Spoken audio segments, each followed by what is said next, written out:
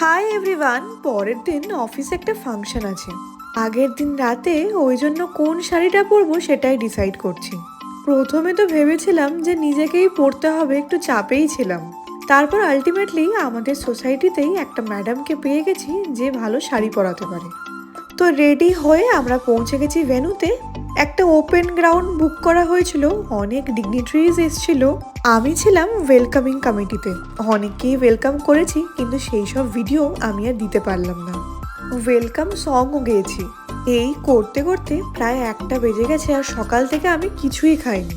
ভেন্যুটার ঠিক বাইরে পেয়ে গেছি একটা ছোট্ট ক্যাফে। খাবারগুলো এত ভালো ছিল, আসলে খিদের চোটে আরো ভালো লাগছিল। ওইখানে সব কাজ মিটে যাওয়ার পর আবার অফিসও গেছিলাম, অফিসেও কাজ করেছি। এরপর সন্ধেবেলা বাড়ি ফিরছি।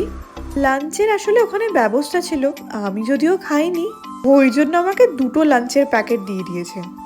এর মধ্যে ছিল পুরি, একটা আলুর তরকারি, আচার আর তার সাথে লাড্ডু। সাথে আমি একটা আবার অমলেটও বানিয়ে নিয়েছিলাম। তো সব মিলিয়ে দিনটা বেশ ভালোই কাটলো।